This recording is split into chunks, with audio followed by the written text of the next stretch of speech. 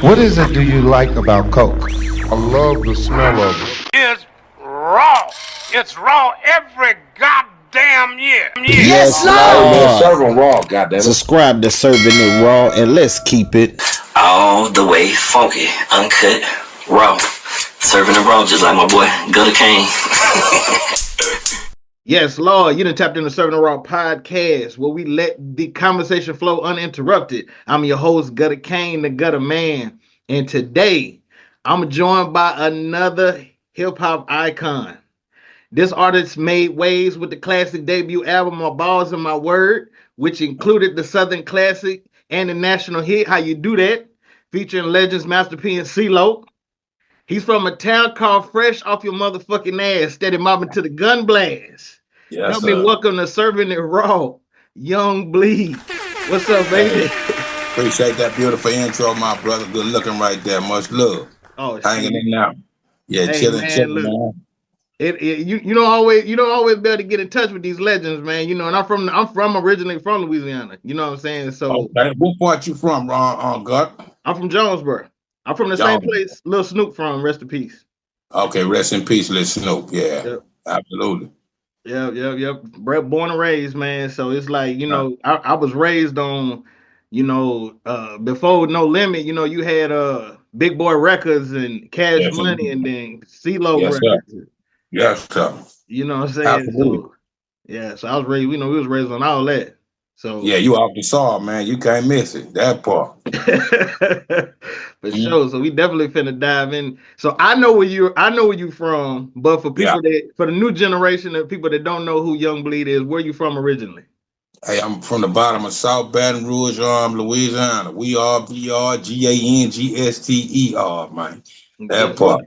Yes, Lord. Shout out to South Baton Rouge. You know what I'm saying? Sir. Absolutely. Now, how did the creation of concentration camp in '95 affect Baton Rouge hip hop scene, and what was your involvement in the group? Because I know you came up with the name. Yeah, I'm the founder. I came up with the name. Actually, the homie C-Loc had the label, man, and we go back since like middle school and things like that. Him and Lee Times is like the founders of C-Loc Records. And I grew up with Lee Time as well. We all from the same neighborhood. But as we was evolving, it was at a time when you mentioned Big Boy Records that had the boot camp clique. And you also had the boot camp clique up there in up in New York, New Jersey, yeah, that type of thing. Buckshot and those guys, Smith and Wesson, and so on and so forth. Wu-Tang, I think everybody else was developing. We was coming back into the cliquelation of hip hop. So I felt like we needed a name, you know what I mean, that solidified us as a team and as a unit beyond just C-Loc Records and, you know, and that type of thing at the time. I'm being and Lee Time is a solo artist and producer as well. So like I said, those guys were the founding fathers, my big brothers to the streets. And I presented that to them as we started to morph into a clique and other guys came aboard. And I said, we need a cliquelation name that solidifies all of us. I'm a big fan of Dub C and the Mad Circle, you know what I mean? Rest in peace to Crazy Tunes, rest in peace to Coolio, those type of guys, you know what I mean? Shouts out to Dub C. So I always look at their logo for what the Mad Circle meant. And it was a earth and a barbed wire fence. Then I listened to a lot of Ghetto Boys records with him mentioning in the year 2015, so on and so forth, on that Resurrected album, that the neighborhood is going to be more like concentration camps. So as we evolving and coming into the millennium, I'm a June baby. I'm born on the actual, you know what I mean, most famous day in June. I don't think we have a holiday in June, but D-Day. Present day and to the past, that was World War II time. So my granddaddy named me my nickname, you know what I mean? What that came to be, you know, in the neighborhood, in the streets, if you really know me, everybody called me Tank or Lit Tank. So my mother was pregnant. He said, you know, her stomach looked like one of them Abrams war tanks. So if she had a boy, that's what his nickname was be. So I was actually named that before my government, which is a junior, you know, under my father. But with that whole evolution, man, I grew up, you know, loving stuff like in school that shows the Diary of Anne Frank and all that that symbolized the Holocaust and all that type of thing. So when I looked at in relation to the Jews and a modern day genocide, I said it's like a concentration camp, the record company where everybody come together, in that sense, in a positive way, opposite of what we know about the original Holocaust. So I said that was a good clickation name for us, breaking it down, CON apostrophe cent ratio count. You see what I'm saying? So for us, that was going in and out of jail and graduating out of school. It was a place that was a good in between, like a purgatory between heaven and hell to decide what your future was going to be. So I felt like that met us as a family and as a clique unit and that type of thing. Presented it to the founder fathers, and the rest is history. You know what I mean? They dug it, and we've been running with it ever since. After you came up with the group, yeah, I know the first CD was a compilation. Yeah. Were y'all already in talks or already had in y'all mind that y'all were going to turn it into the group concentration camp, or did it just kind of go that way?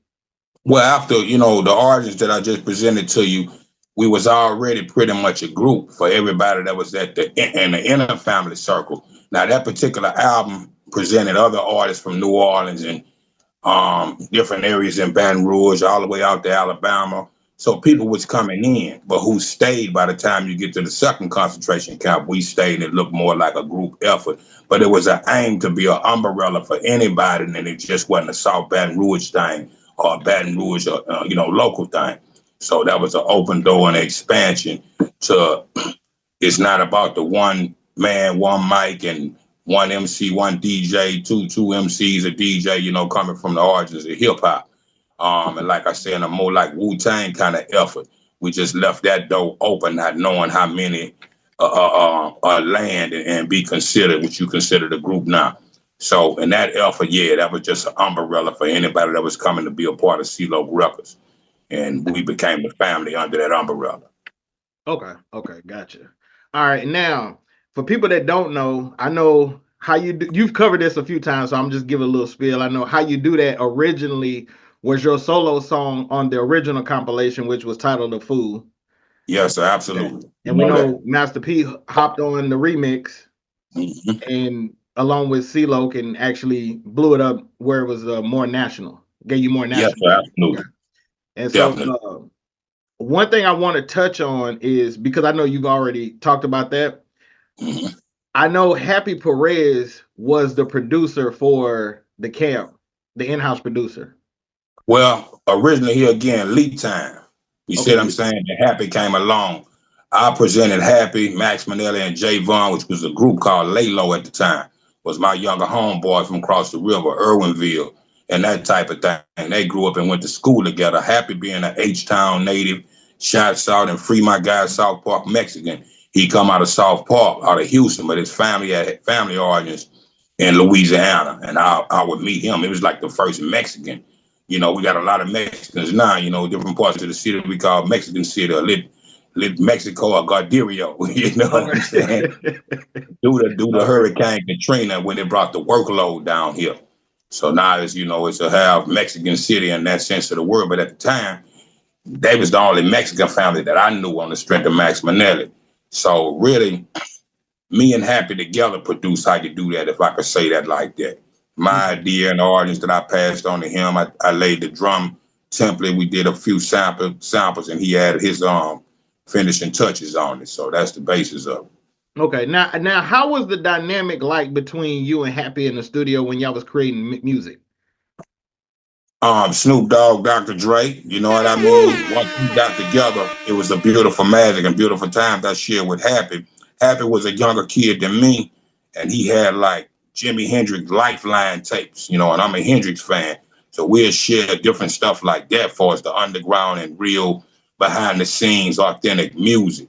So our mesh with music, we could talk to each other mentally in one sense of the word. If I give him an idea and he go produce it overnight, that song's like The Last Outlaw, the day they made me boss. I walked in and he was tinkering with the keyboard, tinkering around with it. And I heard what he was doing. And I just, hey man, add some drums to that shit. What the producer can't hear, the lyricist can hear, and vice versa sometimes. So that's the makings of that 85% of that album was me, him sharing the idea with me sharing the idea with him, and the rest here again is history. Ooh. Hey, boy, y'all chemistry was something else. I ain't even gonna lie. That's why I definitely wanted to touch on that. And shout out to Right Happy, now. man. Yes, sir. Shout out to Happy. Yeah. Okay, now people, I know some people might have paid attention to this, some people probably didn't. I was one of those hip hop heads that paid attention to this. And Boosie's youngest of the camp, Yeah.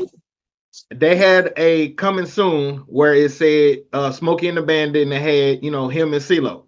But Yes, if people can kind of recall, that album actually was supposed to be you and C-Loc because it actually advertised first in the Holocaust booklet. Yes, sir. Okay, absolutely. So what was the theme? What was the theme that you and C-Loc was planning to explore in that unreleased album? In a sense, in real life, we grew more like Craig and Smokey on Friday. You know what I'm saying? I smoked weed all the time. You know, he didn't smoke at the time, that type of thing. So he was big brother to me for us, streetwise and otherwise. Our mothers went to high school together. So in life later on, we hooked up without knowing that. You know what I mean? So family and neighborhood origins. But at the time, before I changed my name finally to Young Bleed, my name right before that was G-Loc, G-L-O-C, Ghetto Life Outcast was my name. And I didn't know him. He was my DJ in middle school, and we separated for a time and got back together in our later teenage years. And when I realized his name was C-Loc, we didn't know this about each other. I was G-Loc. We first decided to do an album called A Pair of Lokes, where I was telling him, look, man, let's put our face together, kind of like the face-off shit. Yeah. And put a Pair of Lokes on our face. Then later on, he came up with, let's just do a Smokey and Da Bandit, which, due to the breakup of the clique and all that type of thing, we never had a chance to do that record. But yeah, you did your homework, my brother. That go way back. Yes, Lord. Absolutely. Well, hey, I know you and C-Loc on, I know y'all had like some friction back then, and I know y'all on good terms now, and that's that's one thing that I always strive to bring, like, hey, just seeing y'all back cool and everything is good, man. That's lovely for hip hop. Well, not actually, man. And being honest, that's my bro for life and all that. But since those days, man, sad but true to say, we hadn't talked and been able to reconcile. I done made some efforts, but it take two, you know what I mean, to make a thing go right. And I don't think he done came, to terms to be able to do that with me ultimately. You know what I mean? So, God bless the day that we sit down and perhaps could put our differences aside. You know what I mean? It go both ways. I had my thoughts and theories on how things should have been. He had his. And when everything got to his blast, it separated us. Before then, we was best of friends. You know what I mean? You couldn't say a bad word about me. You couldn't say a bad word about him. But that separated us. Money, youthfulness, all that. You know what I mean? Like Jay-Z would say, we had no knowledge of this shit. We was with whatever. Yeah. So we come from a street hood in a neighborhood and blew the city up. And that took us from Baton Rouge to Los Angeles, California by aid of MasterP and No Limit Records and Priority Records eventually. So we had the same kind of NWA evolution where I separated from the clique and signed directly to Priority. So it's never been the same for us a personal note since then. Okay. Yeah. Well, hey, I do pray and hope, y'all are able to have a discussion, man. Like I said, I mean, y'all are two people that I grew up on, and I've always seen y'all together back then. That's how I started listening to our music with y'all two together. So, I know, yes, sir. I have no doubt that'll happen. So after your situation with Priority, you ended up signing and doing a deal with Sibo. Yeah. Okay, and being part of the West Coast Mafia. Not right after that, just to give you the gaps. I went back from Priority Records when they folded in the process of my third album, the creation of it, Vintage. The Vintage. I needed an outlet for Vintage. And, it's a funny thing. It's like banks. As long as you got money, they'll loan you some money. You know what I'm saying? But when you don't have no money, then everybody go their separate ways. So long as I was on Priority, every record company was trying to bring me into their situation. I'm a loyalist, so I never left Priority. But they ended up folding under me. So it forced me back, in a sense, to an independent situation. And the first and only people that really opened the doors to me, and I always include them, is Mr. Johnny Phillips and Selecto Hits, distribution out of Memphis, Tennessee. So I go on to produce and put out a couple of records under there right before West Coast Mafia. So I wanted to give you that information. Yes, sir. No, thank you. Now, speaking of vintage, what is supposed to be the actual title for that? Because that has always been a thing as well that I've heard. You know, it's kind of like a Tupac's, like the Machiavelli album. You know, you know how the title was technically supposed to be Machiavelli the Don, and then the name of the album was supposed to be called Illuminati, the 7-Day Theory. But but you know, they messed up the wording, so it looked like it's just Machiavelli, and then the title is the Don Illuminati, the 7-Day Theory, and that's not how it's supposed. So I've always had an issue with the vintage. Is this supposed to be Young Bleed Coleon's vintage or Coleon's vintage? Well, really, the thing is, when I was on Priority, my whole effort was to always, you know, it's like first, middle, and last name. The young that bleed for this mafia, rap mafia done generation. You see what I'm saying? When you break it down in 3 terms. But I always presented that to Priority, but for whatever reason, I don't know to this day, they wouldn't allow me to put the Corleone on a record. You know what I mean? So we went with Young Bleed, ran with it. The public took to it. You know, don't rock the boat. If it ain't, you know, broke, don't fix it type of thing. So when I got to Selecto Hits, they gave me a little bit more creative freedom to do whatever I wanted to do. So I did what I set out to do initially by adding a Corleone, Young Bleed Corleone. You hear me say that throughout my whole career. But I wanted to advertise that for people. But what I learned to respect was with putting just the Corleone on it, the other Young Bleed records are being a different section of the record store. With that C on it, I think Young Bleed, Corleone, you'll find that in the C section. You can find Young Bleed in the Y's. So it confuses the consumer. So I respect it at the end of the day. But it's not a percentage, just Young Bleed, Corleone, vintage. The only thing added is the Corleone. You know, like I'm saying, I'm presenting, but not a compilation, but just another Young Bleed album, but with my whole initial stage name on it, basically. Got it. Okay. All right. Yeah, I wanted to know about that. I'm glad you cleared that one up. Absolutely. And then, of course, it'll follow up with the Corleone family. You know what I mean? Was my personal family and clique, more often coming from the umbrella of the concentration camp. So it gave that an alley-oop. You know, me being the don of the clique, I wanted to present the family. So, you know, it gave me that stage to set the tone for the rest of the guys. Okay. You know who's underrated as hell that I'm pretty sure is part of the Corleone family? Yo. Lucky Knuckles. All right, that's my brother, man. I just released a single on him that everybody loving called Hustling on, and we'll get to that later with this compilation I just did called Welcome to the Trap. It was the first single out. I put that out like in November, and they've been running ever since. But that's my only blood brother by the same father, same mother. But I tell him that all the time and try to get him the more, you know, he one of them boys and that type of thing. And I had the more benefits of the game.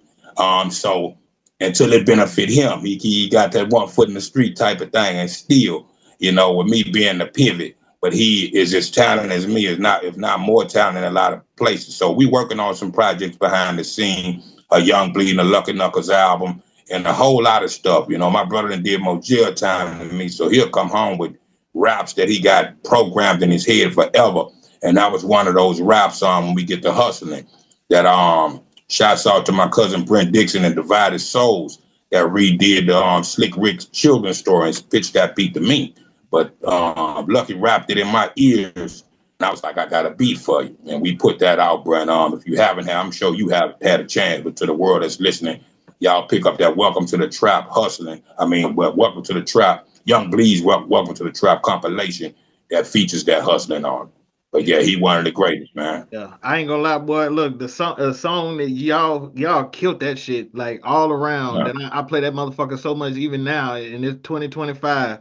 It's Bounce My Skate with you, Javon, and Lucky on that motherfucker. Yeah, and Javon is another one of those vicious boys. But I appreciate that, man, coming from the soul on my brother. Yes, sir. Yeah, that's my shit right there. Now, what experiences with West Coast Mafia and Strange Lane Records? Because at one point in time, you had a record deal with Tech Nine as well. Yes. So how did that influence your growth in your career path? It's really the same Here again, well, for the first time, full circle for me, cause coming back to California after those times, shouts out to Big Brother and the whole West Coast mob, reintroduced me to the West in California, bringing me back out there and making me a part of his establishment. And just on the same kind of mob ties and street ties alike, he recognized me from the penitentiary. I saw a magazine that my same cousin Brent Dixon would bring to me, and with him and Yuck and all of us as friends and family to this day. It's funny how things happen. And I was able to go through them the same way with attention on wasn't the label at the time, but Selecto Hits. They put out a couple of records on me, the Once Upon a Time in America and the Rise Through the Ranks, you know what I mean, Volume 1. So that part reintroduced me to California, and then eventually in our time of deciding what we was gonna do next, Strange came along by way of one of the guys from Priority Records here again that became vice president over the Shouts Out to Dave One.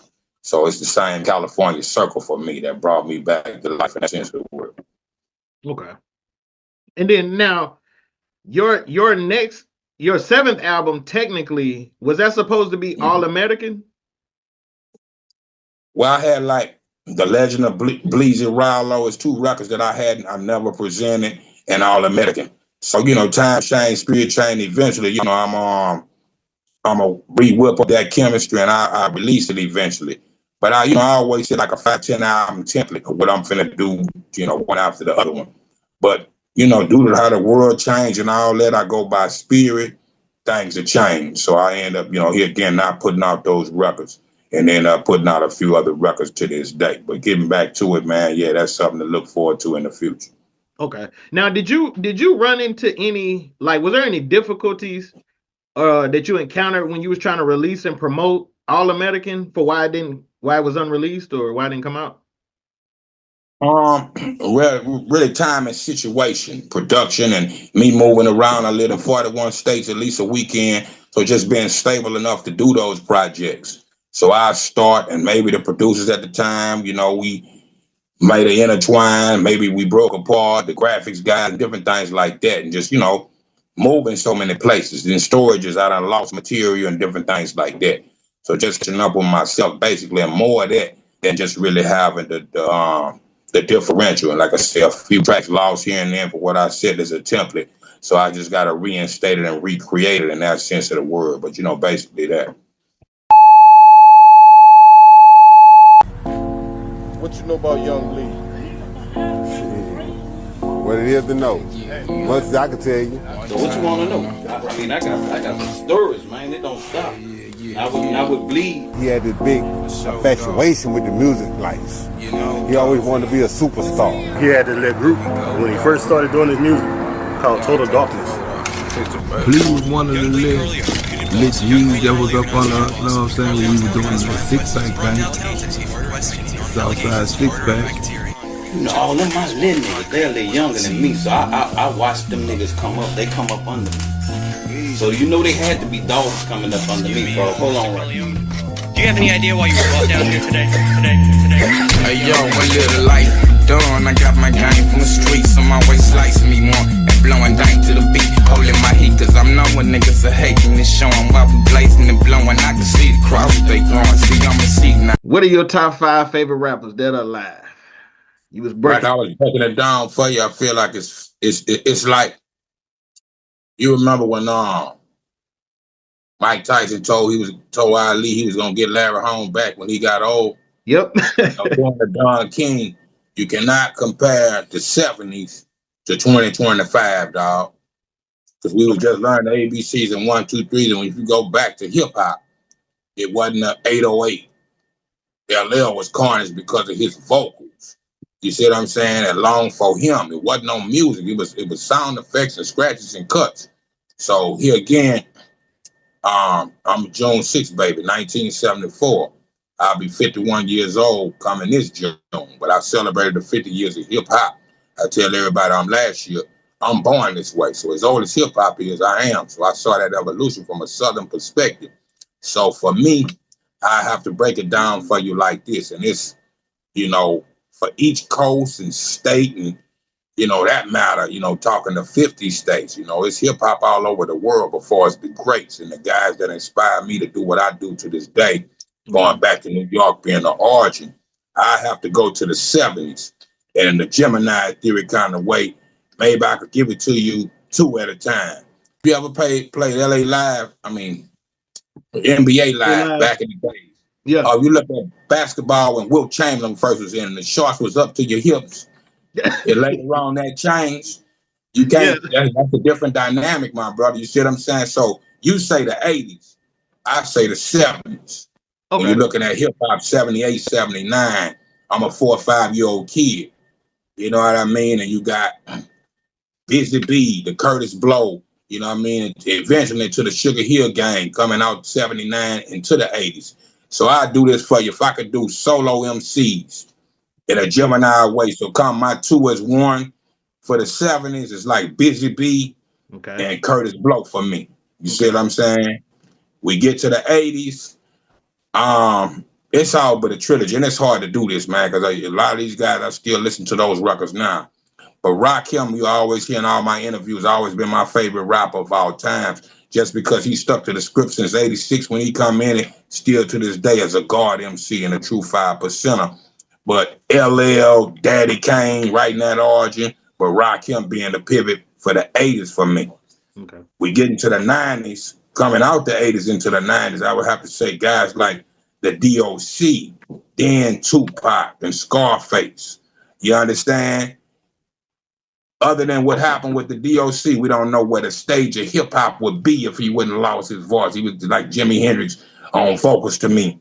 You know what I mean? For us, and that before we knew he was even from the South and being biased toward, you know what I mean, to the game. But that's my 90s into the 2000s. I would say from the soil, Lil Webby, you know what I mean, and boosting them in that range. And up to date, man. My favorite now, as well as I'm sure America's favorite, is Kendrick Lamar. Yes, you know, and right before Kendrick, Nipsey Hussle. You see what I'm saying? That I saw carry this torch and keep it going. That's authentic with the game. I stick not to the gangster shit and who the hardest, but who keeping it real for his life and spirituality, mentality, and mentality for that matter, man. All the way up and down. Anybody can put on a clown suit and tap dance and do this, that, and the other. But where are you in real life? If you ain't living it, don't get on that microphone. I don't want to hear the bullshit, man. Yes, know what you're talking about. And Future on the in-between coming into these 2000s. Guys that came with something new to the game. Yeah. You see what I'm saying? Versus everybody sounding alike. You know what I mean? That part of it. I dig a lot of new records, and this you know, I'm the bridge between that gap. Like I said, a young that bleed for this young generation. I still keep a young on my name, and I tell all the youngsters that to relate that old and new. I try to be the bridge between that gap. I'm a baby to the game till I became OG. So I don't, you know, if you don't know where you at, you know, where you come from, you don't know where you at to know where you going. It's always in that trilogy for me. So it's hard to put it in a nutshell. But if I could sum it up like that, that's basically as I can give it to you. Okay. No, shit, you know, that's 100. You know, now I'm glad you said you brought up the name when you said you still leave Young on there. But yeah, how did you come up with Bleed? Because if Tank was your nickname when you was a kid, where did Bleed come from? I got it from the original Bleed. My granddaddy name was Good Bleed. So before in his time of passing, I was able to have one of them walks and talks with my papa on the porch. And we used to watch cartoons, Scooby-Doo, so on and so forth. But Richie Rich was one of my favorite cartoons. So I just say, Papa, when I grow up, I'm going to be rich. But how I'm going to get there? My granddaddy was the type of man to say, man, if you borrow money from somebody, pay him back double. You see what I'm saying? He went blind halfway through his life. It looked like I knew him 100 years. But from 74 to 84, 85, I lost my grandfather. But he laced me best as he could he didn't talk that war shit to me. You see what I'm saying? He kept over South Baton Rouge with his family. So when I thought about it, like I said, I went through a plethora of names from 8, 9 years old, finding myself as an artist and as an MC. And when I thought back to it right before I changed my name from C-Loc to C-Loc, I mean, from, you know what I'm saying, you know, mentioning that earlier, but from C-Loc to Young Bleed. Yeah. I say this time is for the money, and this one gonna be once I get into the industry, it's forever. You know what I mean? And once I signed my deal with C-Loc Records, I had names before that. But saying to say this, what mean the most to me? And there was the talk I had with Granddad one day that said, one day I'm gonna grow up and be a rapper and I'm gonna own a record company. He said, you're gonna be able to do it. You can do anything you wanna do. But the first thing you're gonna have to learn to do is listen. And he went blind, so I didn't understand what he meant at the time. But after a while, his ears became his life because he couldn't see where he was going. I was his CNI dog. You see what I'm saying? So chip off the old block. You see what I'm saying? From Granddaddy to me. My granddaddy's name was James Donald Goodbleed Johnson Sr. And the guys in the street will tell you he was good to bleed you with these from the shoulders. I used to box in the front yard. He was my Costamado. You see what I'm saying? So he left me with these and these. Already. Yeah, I mean, now, speaking of starting your own label, because you told your granddaddy that you was going to start your own label, and that actually brings me to my next topic, is you found your own label, Trapdoor Entertainment. Absolutely. And I want to know, how is finding Trapdoor Entertainment change your creative freedom and opportunities in the music industry now? Being a Gemini, it's a crazy balance. Having a vision that long since a 8-9-year-old kid prepared me for that type of balance. So, well, when you look at, here again, Boss of My Words, the record on that called The Day They Made Me Boss. Yeah, that's my shit. I just wanted to be an artist. But after the falling out with C-Loc and MasterP, I never signed directly to No Limit. Then I had to boss up. You know, guys, you just say, hey, man, you know, this rap shit is easy. Moby Dick from No Limits to tell me. I say, what you mean? You know, the industry and Priority Records used to tell me, hey, man, you know, this is 10% talent, 90% business. I used to feel disrespected as an artist. But then I had to understand the business. If it wasn't for guys of that nature, kids that were sitting at the computer, pressing the records, putting out flyers for the shows to advertise you, promotion, marketing, and advertising, I had to learn what that meant other than just having a rapper skill. You understand? So for that part, when Priority folded, what I'm going to do now? Go back to where I come from? Or I'm going to create a lane for myself to continue to please the public by putting out dope material. So that made me a boss in that sense of the word. Street boss, industry boss, just to keep the house going. So that part of it is more responsibility. You know, it's a lot of guys are going to freestyle, do this, that, and the other, but they're not going to sit down and do the copyright, the split sheet, the publishing, all that. That's the behind the scenes. Then the argue at the end of the day about they getting fucked out of money. But if you hadn't educated yourself to this game, you don't know whether you being fucked or not being fucked. So school yourself to this game, and that's before you call yourself a boss. You have to own a business and run a business like a business to make it a true franchise. So that part, my brother. Okay, you dropping jewels now, boy, for real. Well, you've been dropping jewels, but you damn sure dropped the heavy one just now. Who's on the roster? Officially or unofficial, you know, who's riding? I start with my daughter is here with me today. You know, her name is Tia Clifton. She's my first daughter. I have 3 daughters, 2 sons, and 6 grandchildren nowadays, man. So it's legacy. My whole thing was, if I left here today, that's what I wanted to leave in stone for my children, you know, for starters. But guys across the country and Kentucky, Louisville, shout out to the Stupid Crew, you know what I mean? Nova Prime, you know, my homegirl Shaq, you know what I mean? That type of thing. You get to St. Louis, East St. Louis, Zam 2-Turn, Alabama, Jizzle, Maine. Who am I missing? I'm trying to think song by song, but, you know, everybody that's pretty much all but a few artists that have their solo individual thing that's on this Welcome to the Trap compilation is pretty much the Trapdoor Entertainment family. Okay. And then the Coleon family, is that going to be a group that you're putting up under that as well?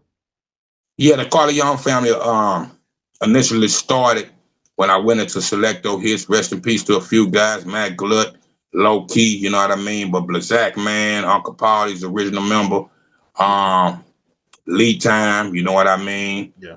From C-Loc Records into that. Rest in peace to Mark Anthony, you know what I mean? Mr. Harold Henry Coward was the bass player for Andy Gibb and the Bee Gees, the rock group. He was like, we used to call him the Blonde Don, and I was the Young Don. Had a 40-acre studio that I recorded records like my own, the Vintage album, as well as the Corleone family. That gave me 40 acres to be able to come out and spread into Selecto Hits. That was my home base for as a record label and company and studio into Memphis, Tennessee to Selecto Hits. So it's a plethora of guys. We got ideas. Rest in peace to Last Level, man. You know, I done lost a lot of my guys, man, streetwise and otherwise over the years. Okay. So us remaining members, man, we trying to rekindle, and it's a possibility that we're gonna do a few more Corleone family records in the future to come. Okay. Good. Yeah, I would love for y'all to, you know, at least tap back into that, you know, and so whether it be some of the, you know, some of the old members with some new members, but I think that's something that you know, that's always been a thing that mafia thing has always surrounded you. You know? Yeah, absolutely. And shouts out to King Tyrant too. So it's a few of us that's here that I'm missing that we're gonna do something eventually, you know, but just, you know, licking our wounds, man, fresh deaths and different things like that. You know, it's like when Pimp C died. Pimp C was starting an empire that included me, myself, C-Bo, MC8, and God knows who what. And all of a sudden that happened. It threw us all off our pivot for a while. You know, shouts out to Pimpy Ken that kind of backed off the game. But kudos to him nowadays with the hip-hop fraternity out there in Atlanta and a few states around. I call Uncle Pimpy, man, from Milwaukee down. So, you know, things happen in life. Yes, sir. I felt your first two album covers conveyed a distinctive narrative because when you look at My Balls and My Word, you know, it's like you was walking up to the Heavens mansion. Yeah. But then when you did My Own, it's like you was in the mansion and you was looking out the window. Yeah. So what inspired the concepts behind mainly those covers, but was there any other, you know, album covers you did that kind of had like a story behind them? But those two mainly. Well, all of them do. You know what I mean? For starters, you know what I mean? I actually started off aiming at doing like a blues, baby, not a blues-based sound. You hear that banjo at the beginning of Keep It Real on the Balls of My Word record. So what I want to do is give it that, you know, Pimp C will say rest in peace, country rap tune. So coming from the South, when we was being called country rappers and all that, my granddaddy was a blues man, you know what I mean? My uncle and so on and so forth. So I wanted to take from that cloth and incorporate it into hip hop, you know what I mean, from my perspective. So I really aimed at shooting like a Robert Johnson's cover. If you remember the 80s movie, The Crossroads, that tell a story of Robert Johnson. And pretty much the cover was him walking up those crossroads, you know what I mean? So I wanted to use it in a cross-like fashion and as far as, you know, north, south, east, and west, coming from the south, looking up into the country, going toward north, and getting toward the east and west, but keeping straight for the back cover. You see what I'm saying? Okay. But we went to the world famous Pen and Pixel at the time, and I shot the picture that how you see me pose in front of a white screen. We do green screen nowadays, but we shot on the white screen, and I was trying to explain that to P, to Loc, and I don't think they quite grasped my concept. So what they did was put something together and sent it back to me, and I okayed it. Then I had to learn how to define that. And I said, okay, that's still kind of, as far as my spirituality and life path, I describe it as, okay, in a Christ-like fashion, coming from the wilderness up to the stairway of heaven to a mini mansion in the sky. So that's part one when you're talking Balls in My Word. By the time I did My Own, now I'm on my own, one-on-one, face-to-face with God, getting that assignment. You see what I'm saying? Before I'm sent back down to the earth. So you see me put the Bible down on the second cover, the poster to give you the remnants of the first cover. You see what I'm saying? Chapter 2. And just here again, you see the sun rays, the beams that's shining down on me, and into that many man in the sky. Me just kind of looking out the window, but getting that assignment. So by the time I get the records like Vintage, it's like rebirth and recycle. I went back to my essence. See, the truth of vintage, that's a real cover. When I was about 8, you know what I mean, going into 9, right when I started my rap evolution, 82, 83. Okay. But with my name being Young Bleed, my grandfather's name was Good Bleed. So that's him on that cover, the old man. That's his son. So when I say both blues men, him and his son, and my other uncle was the one I'd always described that played drums. He didn't play piano and different things like that, but my granddaddy did. My uncle that's on that, James Donald Johnson Jr., we used to call Petey Weestraw, the devil's son-in-law. You know, and my granddaddy had a chance to kind of meet knew Rudy Ray Moore a little bit in life. You know what I mean? It was kind of like Rudy Ray Moore, the family. Yeah. So, Dolomite, Petey Weestraw, you know what I mean? The Human Tornado, they grew me up on them Dolomite movies. So, in that same sense, reflecting back after my own going into vintage, then I'm showing the world who Bleed really is. You know, I'm a chip off the old block with Granddaddy. That's a real picture. You know what I mean? E40 them had a record back in the days when he say, what that is in One Love, when he talk about how they had to use sheets for curtains and all that. So you look in the background, my granddaddy died of alcoholic. You see Seagram's gin on the table, Tanqueray, and I was brought up in that essence. You know, I was their baby. So in that sense, reflecting back here again of life, going back into that part 3 was vintage, you know what I mean? So it was a vintage cover, you know, sometime in the 80s, and right in my evolution that just happened to be captured, not knowing at the time, you know, that'll become that later in life. Part 4, and then me introducing myself as Young Bleed Carleon all over. The first time I put the Carleon on the top of a record, you know what I mean, versus the 2 Young Bleed records. But part 4 was like, okay, now we doing our own Bible with the Carleon family. So you see, it's in a book template. You see what I'm saying? Family business. So that's night we writing our own chapters. We could learn from John and, you know what I mean, Matthew and Mark and so on and so forth. But now we got our own guys and congregation and disciples, compact disciples here at the time. So I'm reinterpreting the spiritual game back into the earthbound, going into that. Number 5 would be, I believe, Rise Through the Ranks. You know what I mean? When I connected with C-Bo, that type of thing, West Coast Mafia. Just got off the line with Bo, man. As a matter of fact, we're working on some more new material. That was the first time I took a modern day face cover. You know what I mean? I want to say the only record like that. Everything else was kind of like a follow me essence. You know what I mean? My reason for turning backwards on the camera, you know, just following that path. You know what I mean? Rise through the ranks. So, you know, I'm back, you know, here, you know, and you see the wilderness again behind me, coming back to the jungles that I come from that wilderness. You know what I mean? Throwing up a 3 for the third coast, meaning the South, and a dub for the West Coast, connecting with West Coast Mafia at the time. 6, where did I go with 6? If I'm not mistaken. What did I do after that? Once Upon a Time in America. Yeah. So, okay, so after taking that portrait, then when you listen back to Balls in My Word, you know, I did the Ghost Rider record. It's a reincarnated song. So you know what I mean? It's like ghosts talking to me from the other side. Everybody that done carried the baton before me, from Malcolm, Martin, Marcus Garvey. And that sense, I used to drive a 65 Cadillac that, you know, I could hear things in that car. It just sounded like 1965, and keep in mind, I'm a 70s baby. But I used to call my Ghost Rider, I used to really call it Casper. It was all white 65 Cadillac I got from my pops, you know what I mean? That type of thing. And I'll tell you stories about that car and some Christine kind of shit in true life. You know what I mean?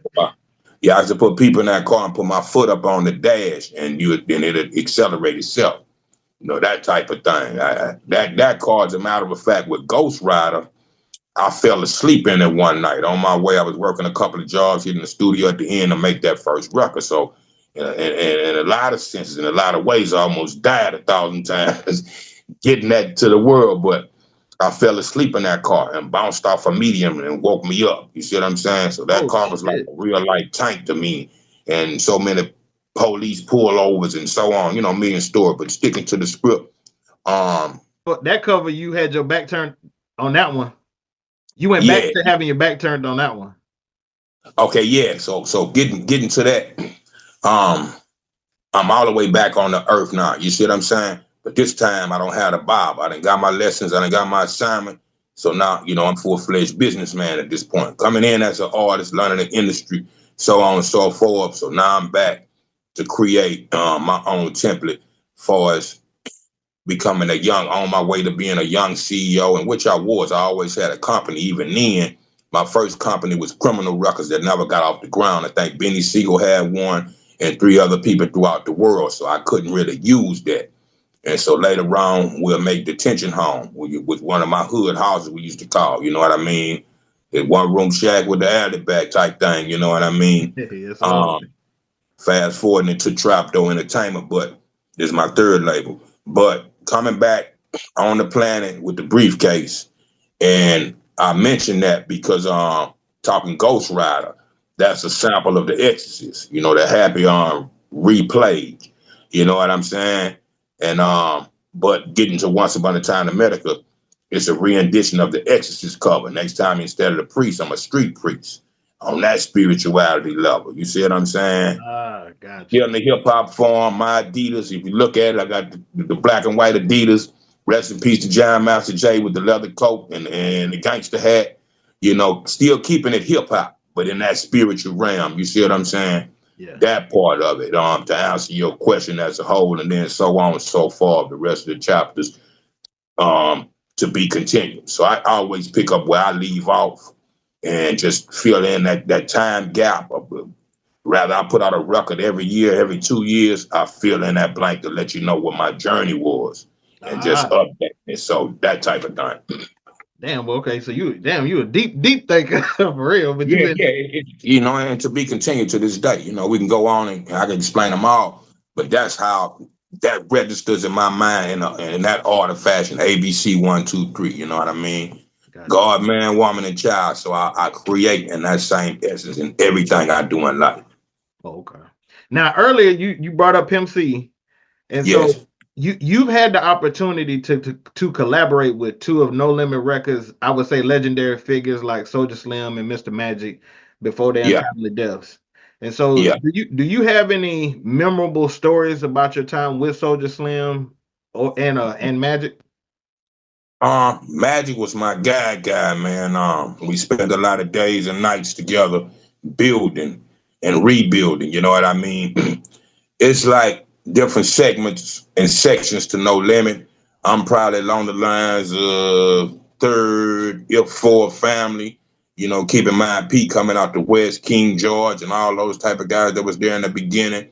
Then later on coming back home in New Orleans and our essence and evolution. Then I met Pete and really, you know, not actually signing to No Limit. We became friends and family and businessmen.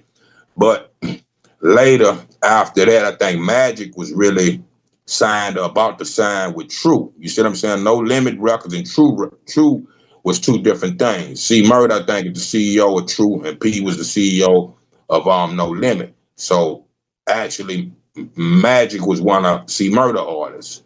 And then when C ran into his situation, then it left, you know, left him at No Limit. Him, Tebow, a few other guys that I'm forgetting to mention, ended up No Limit artists. So me and Magic, after his breakup with No Limit, we started running together. He actually I didn't know a lot of those guys lived in Baton Rouge for a while. You see what I'm saying? And then I found out the No Limit headquarters was in Baton Rouge off of Carquet Boulevard. You know what I mean? And I recorded the rest of my bars and my work. That's when I figured that out. But later on, Magic used to come through the neighborhood, you know, and we them boys, you know what I mean, in the streets. So my brother was doing this little thing, you know, with the herb, and he'll go through this particular hood, the Guardia Lane area, and go to my brother's house to get him a sack or, you know what I mean, get him a blunt or whatever the case might have been. And he realized that was my brother. So he told my brother that he always wanted to work with me. And I was vice versa, not knowing each other subconscious, not being under the same umbrella at the same time. So later on, within a year or so like that, I'll be in the hood. I always be back there doing something.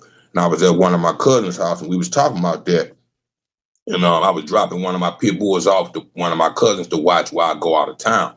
So standing in the driveway, Blue Explorer or something like that hit the block. And cuz said, that go Magic right there. I had never met him in life. He pulled up actually to my cousin's driveway when I had the little pit. So we stopped. He stopped. We talked for a second. And he said, man, I want to get one in with you. He said, we're going to get to it. And we swapped numbers and been partners ever since. But it looked like to me, it might have been sometime, whatever year that was. I want to say early, some way between 2003, 2005 or something like that. So making a long story short, it looked like it was a year before I heard back from him. And one night he called me and said, hey, man, I got one for you.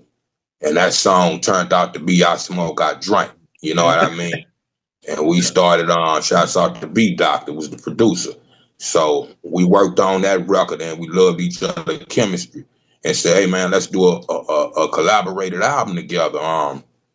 So I came up with the title. I said, ever since, being here, you from the soil, we always call New Orleans the city. We down here, everybody say you're going to the city, you talking about going to New Orleans.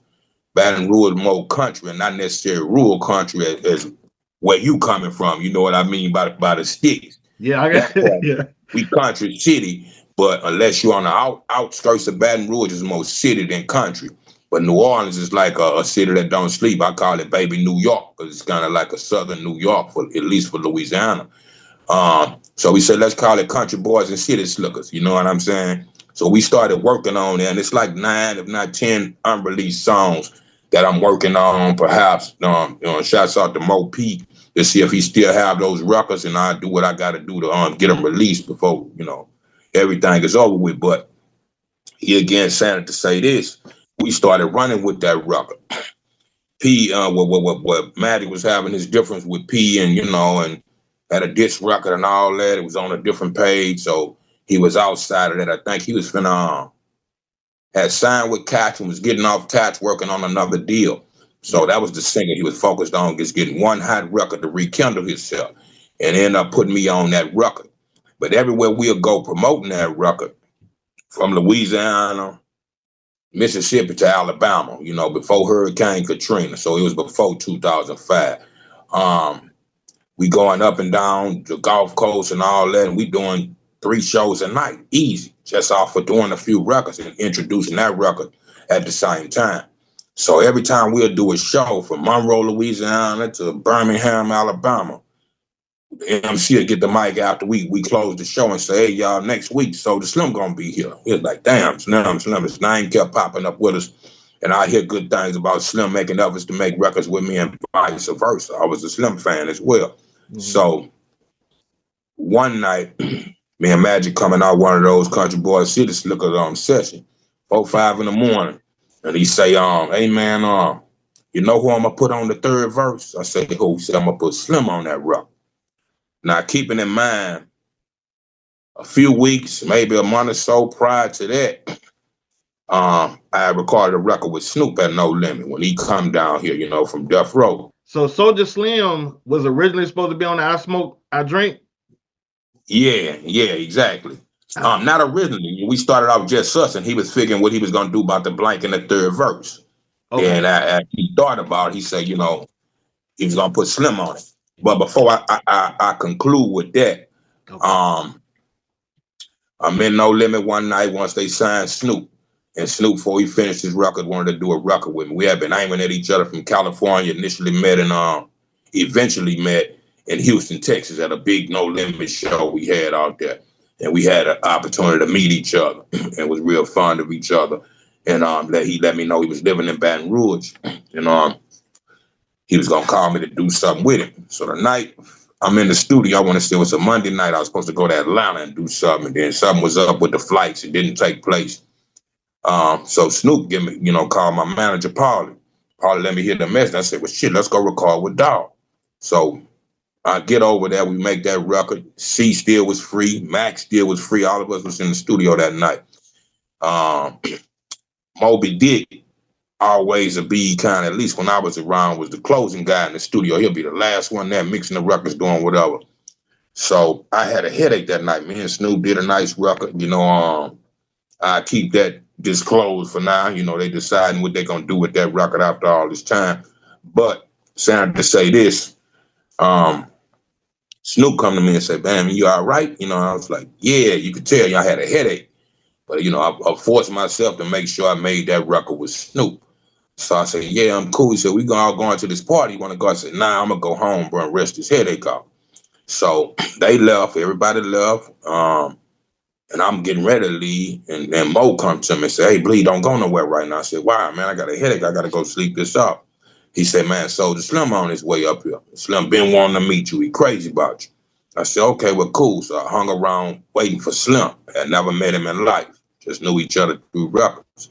So go to the park, go downstairs to the parking lot once he pulled up, and we grabbed and embraced each other, nothing but love, you know what I mean? He said, "Bleed, we're going to get us one in." Now, if I wasn't feeling like I felt at the time, I wish I would have stayed to this day for what would take place. Fast forward to take back to me and Magic that night, 4 or 5 in the morning. And he said, "I'm going to put Slim on the record." I say, "That's who you put on the record." You know what I mean? So after that, I said, "Look, man, as soon as you go to New Orleans tomorrow, as soon as y'all record that record, call me, because I want to hear it." I was that eager to hear it. He said, "All right, I'm going to do that." Then Magic will wake up at 8 in the morning planning on what we going to, go do our next shows, what we was going to do, just swapping ideas and just waking up as brothers, having a cup of coffee, you know what I mean, and chopping it up. But I went to bed when I got home, anywhere 5, 6 in the morning, and my phone ring anywhere between noon and 4 that afternoon. So I rolled over looking, saw it was Magic, and hurry up and jumped up, eager to hit a record. I said, "Say, but y'all did it, bro. Let me hear it." He said, "Man, Slim dead." So that fast, the night before his demise, you know what I mean, we made them efforts to get at him the next day, and before 24 hours was, you know what I mean, here today, gone tomorrow. That took place, and that's my Slim story. We met once in life. Yeah. Which album and song do you believe showcases your work at its finest? Well, in reality, maybe to the public, I might have reached that, but to me, I hadn't. I got a lot of more stuff to come. But as of today, bro, from beginning to my last solo album, and I got a few, along the way this year, that there is a God, far as reaching a pure quality of MCing without cussing on the record. Still move, moving the crowd in that sense of the word. But that level of, from how we was talking about the basis of all the covers and stuff, just that giving back and that one-on-one complete my cycle with God in a complete circle. You know what I mean? I keep God in everything I do.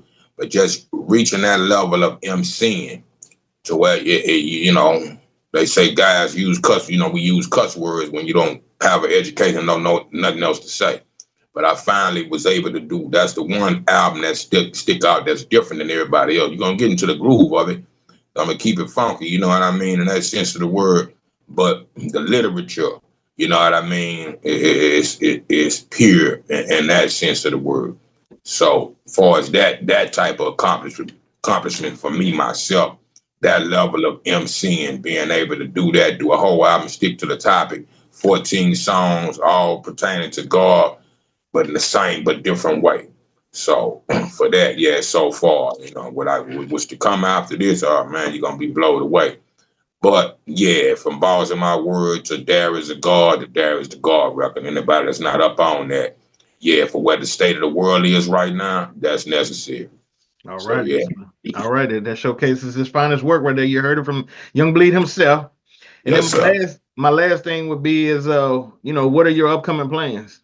What do you have rolling out for everybody? I'm geared up enough to where I could drop an album a month right now. I'm working on 20 plus projects, going into 30 projects. Ooh. So, I move by spirit. As long as God continue to inspire me, I'm going to try to continue to inspire others in that sense of the word. Like I say, I'm a CEO now for Trapdoor Entertainment. So it's a plethora of artists under the umbrella. So as I back up and, you know, they take the center stage, I'm going to continue to work as long as, like I say, the man allowed me to breathe to do that. That's my life dream and life fruition, you know, if I could say it like that. But yeah, just sticking to my same script, man, chapter for chapter, man. I think, you know, it's hard to just put in a nutshell. But what I have on the shelf and what's coming out, man, shouts out to my guy, Mia Vibes out there in Switzerland. We did a single recently released called Epic Proportions.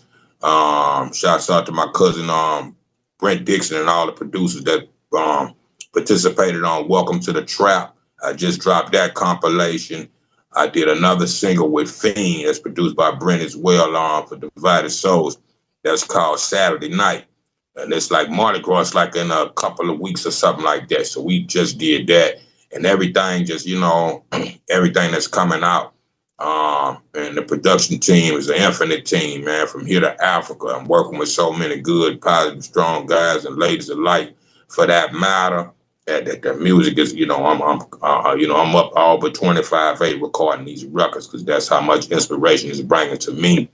The man is blessing me with the literature to put on these records and pass it out to the people who go to, and everything is green lights right now. So, you know, stay tuned in that sense of the word. That's what's up. Well, hey, from CIRV'N IT RAW and Gutter Kane, we definitely want to give you your flowers, man. You have been a pivotal person in my life. Thank you, sir. Yeah, growing up, man, like I said, everything that you did with concentration camp, everything that you've done with SIBO, everything you've done with Tech Nine, man, your music has, you know, continued to grow and actually help build this thing 50 years that we call hip hop. Hey, man, I'm celebrating life as well. Like I say, you know, I ain't grow this way. I was born this way. It's in you, not on. You're born in it, not sworn in it, man. So I'll be 51 years old. God said the same June 6th this year, man. So let's be continued, my brother. I appreciate that. For sure, man. Salute. I'm want to give you a little hidden gem too, before you let everybody know how they can reach out to you. But okay, I used to always hear you and C-Loc on songs and stuff say, "I never say die." Yeah. And dude, as a kid, that's when I started realizing that, like, saying, like, the power's in the tongue. So if you keep saying something like all the time, it most likely it can happen.